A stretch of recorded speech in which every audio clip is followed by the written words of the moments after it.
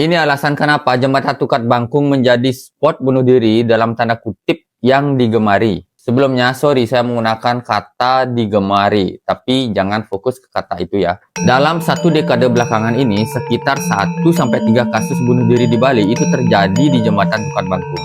4 tahun belakangan ini, pemerintah sudah meninggikan pagar pembatas dengan maksimal, serta memasang CCTV dan meningkatkan pengawasan. Nah, secara budaya, itu sudah juga melakukan pembersihan, pembahayu secara ritual dan spiritual. Tapi masih saja kasus bunuh diri itu terjadi di sana. Apakah jembatan ini angker? Peninggian pagar pembatas, pemasangan CCTV, dan sebagainya, itu memang efektif untuk menurunkan kasus ulah pati di sana. Namun, meskipun begitu, tetap saja sejatinya hal tersebut belum menyentuh akar permasalahan yang terjadi. Yang jadi masalah itu bukan jembatannya, tapi manusianya. Kenapa manusianya? Oke, kita akan bahas di konten selanjutnya. Jadi mari ikuti akun ini. Kita akan diskusikan kenapa tingkat kasus bunuh diri di Bali itu masih teratas se-Indonesia. Sekarang kita bahas tempatnya saja dulu. Nah, kenapa tempat tertentu bisa menjadi magnet untuk melakukan bunuh diri? Dalam istilah psikologi, ada yang disebut copycat effect. Nah, copycat effect itu adalah perilaku meniru tindakan orang lain setelah mendengar atau melihat kejadian tersebut. Khusus dalam kasus bunuh diri, ini namanya Werder effect. Nah, Werder effect ini pemicunya adalah pemberitaan dari media-media. Nah, kalau media resmi, saya harap kedepannya mungkin saja narasinya bisa sedikit dikontrol ya.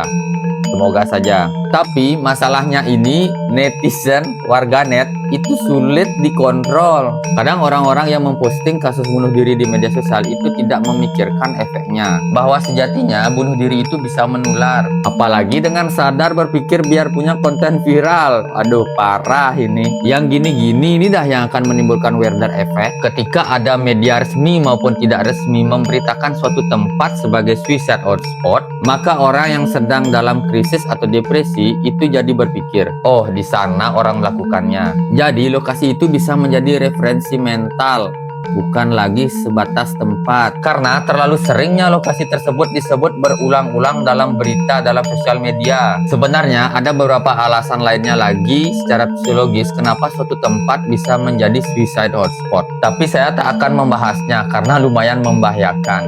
Membahas segini saja saya sebenarnya sudah enak tak enak. Nah, mari ke depannya media dan yang terpenting warganet tidak usah memposting-posting hal yang seperti itu. Apalagi memberitakan secara detail lokasi dan kronologinya. Karena kita tak tahu siapa yang sedang membaca dan menonton.